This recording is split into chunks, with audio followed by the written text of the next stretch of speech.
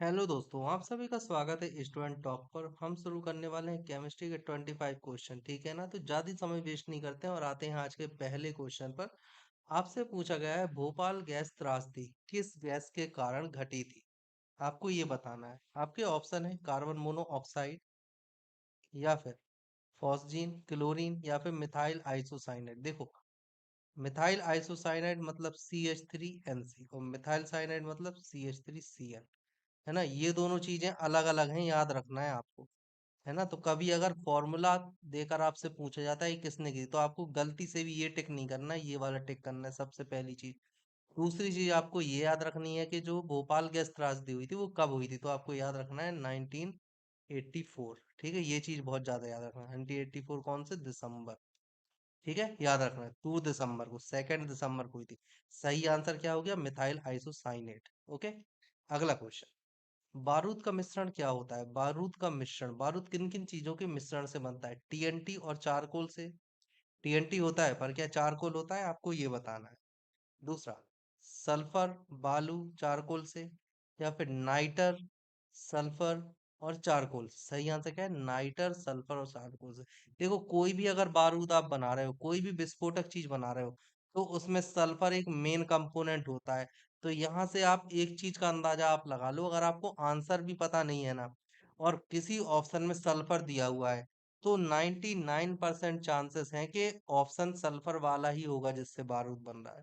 ठीक है, बिना सल्फर के बारूद नहीं बनाया जा सकता। सल्फर एक बेहद important, most of the important content है बारूद बनाने के लिए। तो आपको याद रखना है, सल्फर जहां है वहीं बारूद है, बिना सल्फर के बारूद नहीं बनेगा। नेक्स्ट, उपास्थि तथा हड्डियों के निर्माण और संपोषण से आवश्यक तत्व कौन सा होता है? निर्माण में जब उपास्थि या हड्डियों का निर्माण होता है, तो उनमें संपोषण आवश्यक तत्व कौन सा होता है? जो इंपॉर्टेंट एलिमेंट होता है वो कौन सा होता है? कैल्शियम, मैग्नीशियम, सिलिकॉन या जिंक? आपको इसका आंसर देना है। सही आंसर क्या है? कैल्शियम। हम सभी जानते हैं हड्डियां कैल्शियम से बनती हैं, लेकिन कैल्शियम और फास्फोरस ये दोनों चीजें इंपॉर्टेंट है। ठीक है ना? तो आपको दोनों चीजें ध्यान रखना है। अभी ऑप्शन में कैल्शियम, इसलिए आप कैल्शियम टिक करोगे। कल के दिन अगर कैल्शियम फास्फोरस दोनों होता और तीसरा ऑप्शन होता ए भी दोनों, मतलब कैल्शियम और फास्फोरस दोनों, तो आपको दोनों वाला टिक करना है। ठीक है। नेक्स्ट, फ्रियोन का उपयोग निम्नलिखित में से किस रूप में किया जाता है? शाकनाशी में, कीटनाशी में, कवकनाशी में, या प्रशीतक में? सही आंसर क्या है? प्रशीतक में किया जाता है फ्रियोन। फ्रियोन क्या होता है? फ्रियोन 12, इसका उपयोग करते हैं हम, हर किसी चीज का नहीं करते हैं। फ्रियोन 12 का उपयोग करते हैं किस चीज में? प्रशीतक में। जो हमारे रेफ्रिजरेटर होते हैं, फ्रिज होते हैं, उनमें हम फ्रियोन का उपयोग करते हैं। क्वेश्चन नंबर 479 का आंसर। ओके। अगला क्वेश्चन है, ओजोन में क्या होता है? ओजोन का आपको सूत्र पता है? ओजोन का सूत्र देखिए, ऑक्सीजन, ऑक्सीजन अणु की अगर हम बात करते हैं तो होता है O2। वहीं अगर हम ओजोन की बात करते हैं, ओजोन, तो ये क्या होता है? O3। और आपको एक चीज और रखनी है कि जो ओजोन होता है, सिल्वर का क्या कर देता है? ऑक्सीडेशन। ऑक्सीडेशन है ना, सिल्वर का ऑक्सीकरण कर देता है ओजोन। ठीक है। तो यहाँ पर सही आंसर क्या हो जाएगा? सिर्फ ऑक्सीजन होता है। नेक्स्ट, प्रशीतक फ्रियोन है। फ्रियोन, अभी देखो, आपसे अभी जो पूछा गया था प्रशीतक के रूप में क्या उपयोग में किया जाता है, तो आपने बोल दिया कि फ्रेयॉन उपयोग में किया जाता है। ऐसा क्वेश्चन भी आ सकता है कि किस चीज का उपयोग करते हो आप, तो आपको पता होना चाहिए कि फ्रेयॉन 12 का उपयोग करते हो। है ना? और भी होते हैं, केवल 12 नहीं होता है, और भी होता है, 16 भी होता है। तो फ्रेयॉन 12। अब यहाँ पर इन्होंने पूछा है फ्रेयॉन का फॉर्मूला क्या होता है, आपसे इन्होंने ये चीज पूछ ली है। तो आपको ये भी याद रखना है कि फ्रेयॉन का फॉर्मूला क्या होता है? Cl2F2। समझ गए?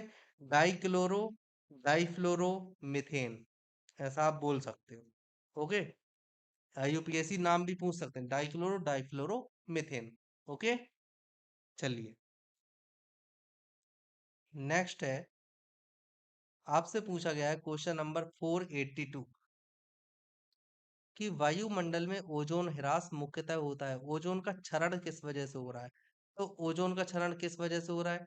Nitrogen dioxide, sulphur dioxide, chlorofluorocarbon, इसे हम CFC भी बोलते हैं, या फिर हाइड्रोजन सल्फाइड मतलब HS, H2S, है ना, इसके कारण हो रहा है। सही आंसर क्या है? क्लोरोफ्लोरोकार्बन।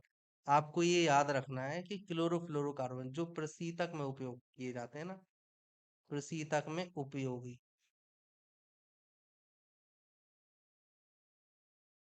गैस रिस्पॉन्सिबल है। ठीक है ना, आपको याद रखनी है ये चीज। आपसे पूछा गया है निम्नलिखित में से कौन सी गैस फलों को कृत्रिम रूप से पकाने में प्रयोग होती है। देखो यहाँ पर ऑप्शन है एथिलीन, एसिटिलीन, एथेन या मीथेन। देखो फलों को पकाने में इथिलीन और एसिटिलीन दोनों उपयोग होते हैं, ठीक है ना। C2H4 ये भी उपयोग होता है, और दूसरा C2H2 ये भी उपयोग होता है। ठीक है ना, इसको इस तरह से बनाते हैं। ठीक है, ये दोनों ही उपयोग में लाए जाते हैं। लेकिन अगर हम देखें तो इसे क्या किया गया था, इसे गवर्नमेंट के द्वारा बैन कर दिया गया है। ठीक है, और इसका उपयोग निरंतर होता है। तो सही आंसर यहाँ पर क्या हो जाएगा, ज्यादा अप्रोप्रिएट आंसर हो जाएगा इथिलीन, क्योंकि इसे गवर्नमेंट के द्वारा परमिशन प्राप्त है। लेकिन एसिटिलीन को गवर्नमेंट के द्वारा बैन कर दिया गया है, इसलिए एसिटिलीन हम टिक नहीं करेंगे।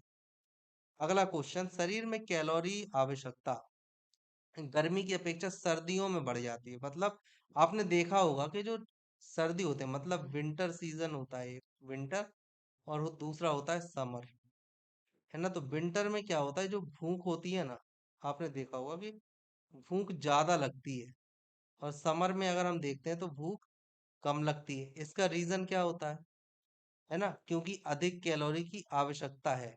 ऐसा क्यों है आपको, बिल्कुल सही, क्या है कि भूख ज्यादा लगती है क्योंकि अधिक कैलोरी की आवश्यकता है हमें विंटर में, इसलिए। ठीक है, इसलिए हमें भूख ज्यादा लगती है। अब इससे होता क्या है, आप जितना ज्यादा खाना खाओगे तो जो कैलोरी है उतनी ही ज्यादा होगी, यहाँ पर कैलोरी उतनी ही कम होगी, ऊर्जा की मात्रा उतनी कम होगी। अब आप कम खाना खाओगे तो आपकी बॉडी में कम ऊर्जा होगी।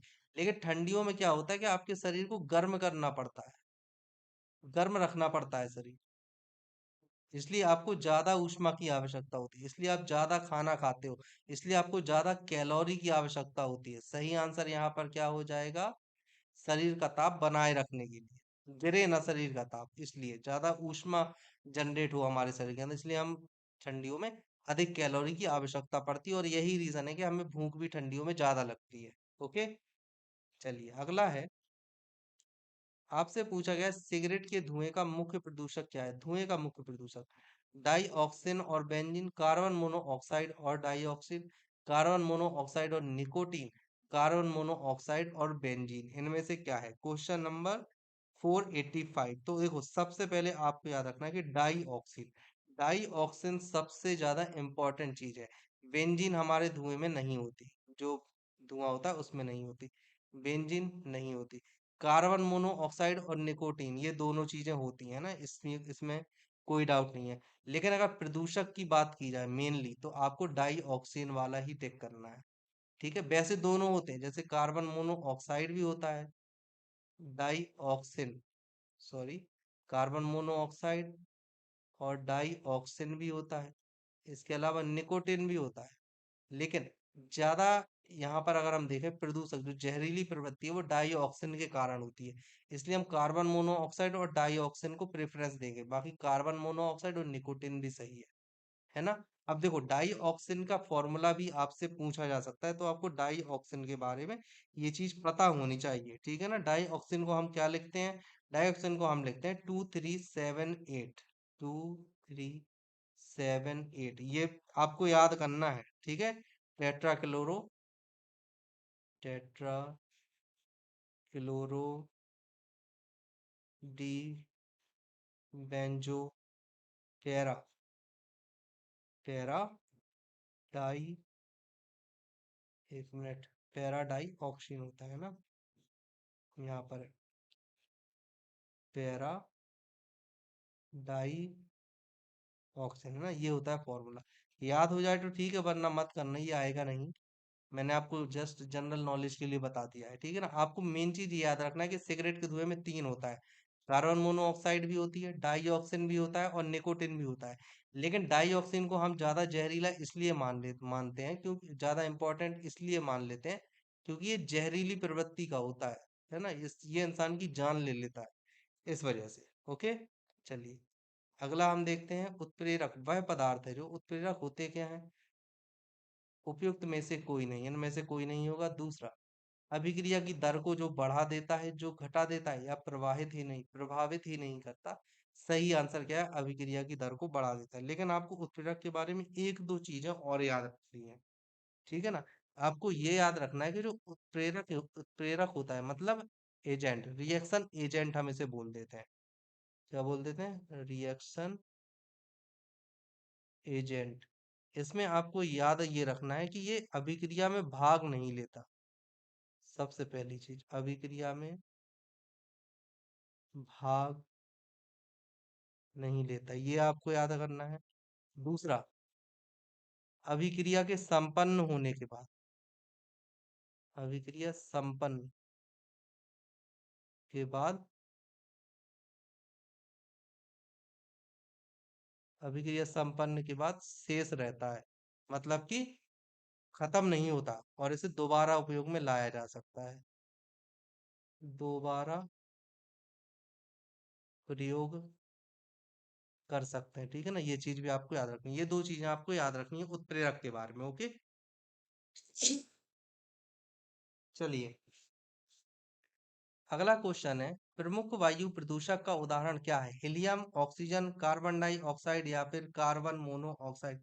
प्रमुख वायु प्रदूषक, देखो कार्बन डाइऑक्साइड और कार्बन मोनोऑक्साइड दोनों ही वायु प्रदूषक है, लेकिन ज्यादा घातक आपके लिए कार्बन मोनोऑक्साइड, ठीक है ना। याद रखना है कि ज्यादा घातक का जब बात आती है तो उसके लिए होता है carbon monoxide. Okay, next question आपसे पूछा गया है, तंबाकू का धुआं स्वास्थ्य के लिए हानिकारक है क्योंकि इसमें क्या होता है? मेलाथीन होता है, कार्बन मोनोऑक्साइड होता है, निकोटिन होता है, या फिर एरोमेटिक हाइड्रोकार्बन होते हैं। अब देखो कार्बन मोनोऑक्साइड भी होता है और निकोटिन भी होता है, लेकिन आपको प्रेफरेंस देना है निकोटिन को, ठीक है। सबसे पहला आपको जो प्रेफरेंस का ऑर्डर होगा वो होगा डाई ऑक्सिन, उसके बाद होगा निकोटिन, और उसके बाद होगा सीओ, मतलब कार्बन मोनोऑक्साइड। ये प्रेफरेंस आपको फॉलो करना है, किसमें? तम्बाकू, है ना, याद रखना है, तम्बाकू या सिगरेट, दोनों में। चलिए अगला क्वेश्चन है, खाद्य परिरक्षण के रूप में सबसे अधिक प्रयोग होने वाला पदार्थ। खाद्य परिरक्षण मतलब कि फूड प्रोसेसिंग, फूड प्रोसेसिंग, है ना। इसमें क्या होता है? फूड प्रोसेसिंग या फूड कंजर्वेशन में आपसे पूछा गया किस चीज का उपयोग करते हैं? बेंजोइक एसिड और सोडियम लवण का, सोडियम कार्बोनेट का, टार्टरिक एसिड का, या फिर एसिटिक एसिड का। नहीं, सही आंसर क्या है? Benzoic acid. देखो सोडियम लवण नहीं भी लिखा हो तो भी कोई दिक्कत नहीं, बेंजोइक एसिड याद रखना जरूरी है, ठीक है। इसका फॉर्मूला क्या होता है बेंजोइक एसिड का? C6H5COOH, है ना। ये फॉर्मूला भी याद कर लेना, आ जाता है कई बार। सोडियम कार्बोनेट नहीं, ये तो क्या होता है? धावन सोडा, मतलब वॉशिंग में उपयोग होता है। वही हम बात करें टार्टरिक एसिड, तो ये क्या होता है? खटाई, खटाई, इमली, अंगूर। क्या चीज याद रखना है? इमली और अंगूर याद रखना है। आजकल इमली का नहीं पूछते, अंगूर का पूछते हैं। वहीं एसिटिक एसिड की अगर हम बात करते तो ये क्या होता है? सिरका, है ना, या फिर अचार, ठीक है, याद रखना है।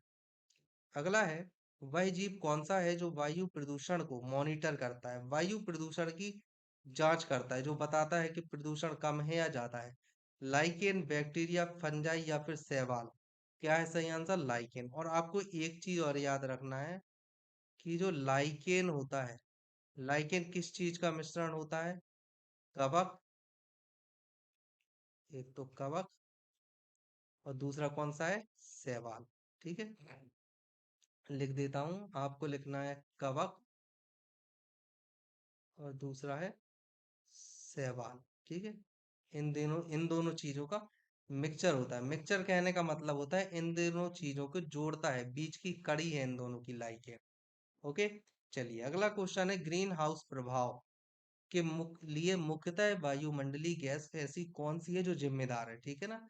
वायुमंडलीय गैस जो कि जिम्मेदार है ग्रीन हाउस प्रभाव के लिए, नाइट्रोजन, ऑक्सीजन, कार्बन डाइऑक्साइड, या ओजोन। ओजोन ये है।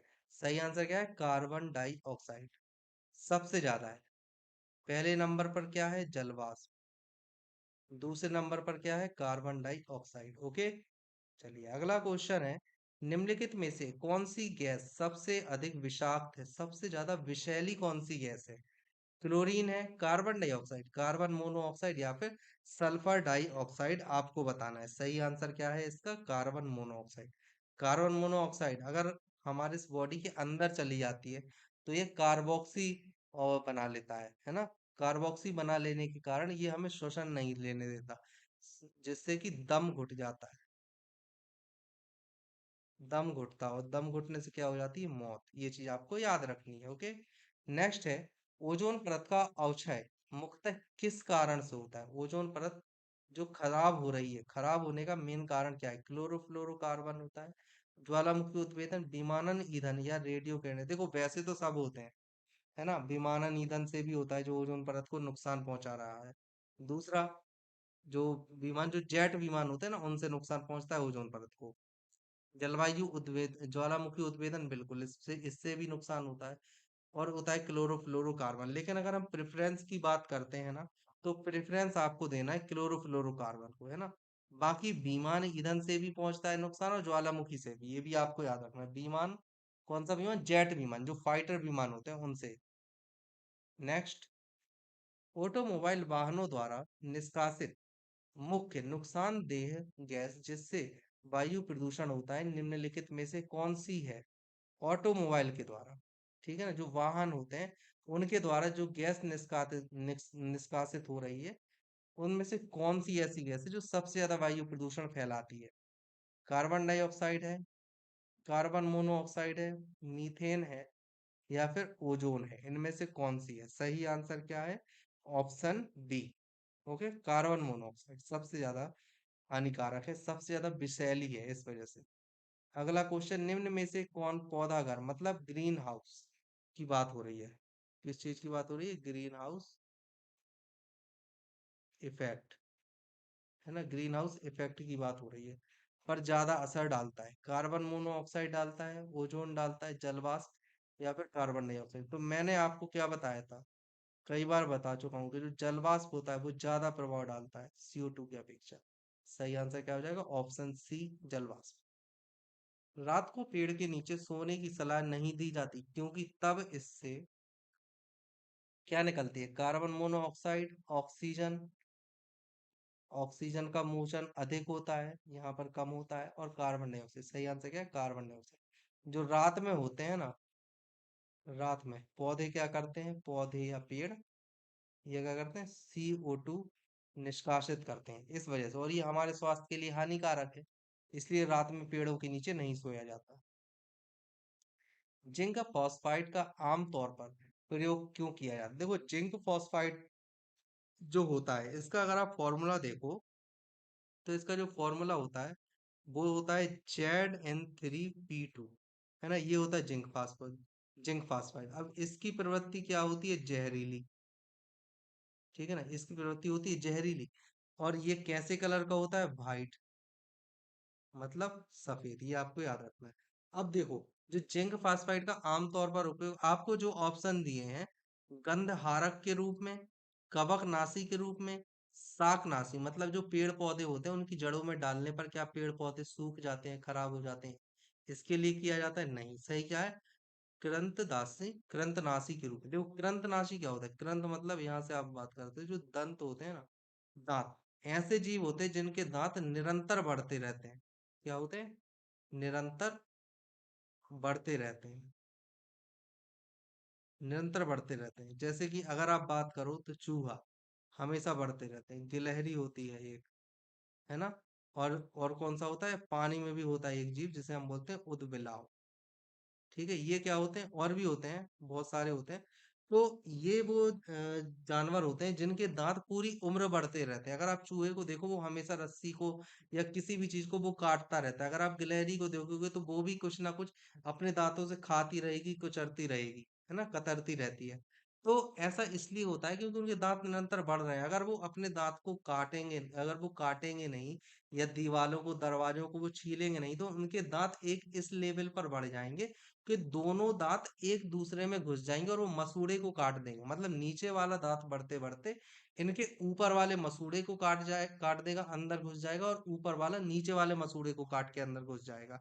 जिस वजह से इनकी मृत्यु हो जाएगी। इसलिए ये क्या करते हैं, निरंतर कुछ ना कुछ काटते रहते हैं। ओके, तो इसका सही आंसर क्या हो जाएगा, ऐसे जीवों को मारने के लिए जिंक फास्फाइड का उपयोग किया जाता है जिनके दांत लगातार बढ़ते रहते हैं, और जिनके दांत लगातार बढ़ते रहते हैं उन्हें क्या बोलते हैं, कृंत। ओके, जिनके हमेशा दांत बढ़ रहे हैं। अगला क्वेश्चन है, पृथ्वी में पारिस्थितिक तंत्र में निम्नलिखित में से किस तत्व का प्रतिशत सबसे अधिक होता है। सबसे अधिक, देखो अब यहाँ पर क्या पूछा है, एक चीज होता है सबसे अधिक, ठीक है, और दूसरी चीज होता है सबसे आवश्यक। देखो सबसे अधिक की अगर आपसे बात की जाए, सबसे अधिक मात्रा की बात हो रही है यहाँ पर, और सबसे जरूरी मतलब इम्पोर्टेंट, मोस्ट इम्पोर्टेंट चीज की बात हो रही है। अगर सबसे अधिक की आपसे बात की जाती है, तो सबसे अधिक के केस में आपको लिखना है नाइट्रोजन। आप खुद ही जानते हो कि वायुमंडल में 78% नाइट्रोजन है। इसके अलावा जो पेड़ पौधे हैं, जो जमीन से लेते हैं नाइट्रोजन, वो अलग है ना, जो क्रिस्टली फॉर्म में है, जो खनिज तत्वों के रूप में पाई जाती है, नाइट्रेट के फॉर्म में जो पौधे उपयोग करते हैं, वो नाइट्रोजन अलग है। तो सबसे ज्यादा जो पदार्थ है वायुमंडल में या पारिस्थितिक तंत्र में, किसी भी पारिस्थितिक तंत्र में, तो वो नाइट्रोजन। और जो सबसे इंपॉर्टेंट अगर पूछा जाता है आपसे एग्जाम में, तो आपको लिखना है H2O। ठीक है, सबसे अधिक की बात की जाए अगर मात्रा वाइज, तो आपको नाइट्रोजन देना है। और अगर आपसे पूछा जाता है सबसे इम्पोर्टेंट, इम्पोर्टेंट, ठीक है, तो इम्पोर्टेंट के केस में आपको क्या देना है, H2O। और अगर मात्रा मतलब अमाउंट के बारे में आपसे पूछा जाता है, तो आपको क्या देना है, नाइट्रोजन। ये चीज आपको याद रखनी है। ओके, नेक्स्ट क्वेश्चन आपसे पूछा गया है कि वायु का मुख्य घटक कौन सा होता है, वायु। ओके, वायु का मुख्य घटक कौन सा है, आपसे ये पूछा गया है। चलिए, आपके ऑप्शन है कार्बन डाइऑक्साइड मतलब CO2, नाइट्रोजन, हाइड्रोजन, या फिर ऑक्सीजन। सबसे अधिक मात्रा किसकी है, नाइट्रोजन की 78%, और ऑक्सीजन कितनी है, 28% अप्रोक्स। तो सही आंसर क्या हो जाएगा, सबसे ज्यादा वायु में कौन सा घटक है, नाइट्रोजन। ओके, अगला क्वेश्चन है, बोन एस। बोन एस का मतलब क्या होता है, बोन एस का मतलब होता है हड्डी की राख, ठीक है, इसे हम बोलते हैं बोन एस। इसका उपयोग किस चीज में किया जाता है, calcium sulphate, potash phosphoric acid, calcium hypo phosphate, या फिर कैल्शियम फॉस्फेट। देखो हड्डी किस चीज से मिलकर बनी होती है, मैंने आपको बताया था कैल्शियम और फास्फोरस, ठीक है ना। तो कैल्शियम सल्फेट होगा नहीं, क्योंकि सल्फर नहीं होता। फास्फोरिक एसिड नहीं होगा, C O O नहीं होता उसमें, है ना। तीसरा है कैल्शियम हाइपोफास्फेट, ये हो सकता है, लेकिन यहाँ पर ऑक्सीजन आ गया। अगर आप ऑक्सीजन लगा दोगे तो हड्डियां कमजोर हो जाएंगी। ऑक्सीजन का मतलब है कि वायु बीच में आ गई है। अगर वायु आ जाएगी किसी चीज में बीच में, मतलब कि उसमें रंध्र है, वो चीज खोखली हो गई है, तभी ना हवा आई है, वायु आ गई है, ऑक्सीजन आ गया है, इसलिए ये भी नहीं होगा हाइपो। तो अब बात बचा क्या, कैल्शियम फॉस्फेट, मतलब कैल्शियम भी है और फॉस्फेट भी है। ओके, समझ गए आप, ऑप्शन डी इसका सही है। तो आज के लिए इतना काफी है। और हाँ, एक चीज और मैं आपको बताऊं, जो बोन एस होता है ना, बोन एस का उपयोग क्या करते हैं, नशे की चीज बनाने में भी किया जाता है। किस चीज को, नशे की वस्तु बनाने में भी करते हैं, ये चीज आपको याद रखना है। अब नशे की वस्तु बनाने में जो इसका नशे की वस्तु होती है ना, उसे हम क्या बोलते हैं, उसे हम बोलते हैं कुश। नशा है ये एक तरह का, ये चीज आपको याद रखनी है, ठीक है। तो आज के लिए इतना काफी है। बाकी अगर आपको लेक्चर अच्छा लगा हो तो प्लीज इसे शेयर जरूर कीजिएगा अपने दोस्तों के साथ, और चैनल को जरूर सब्सक्राइब कर दीजिएगा। Thank you.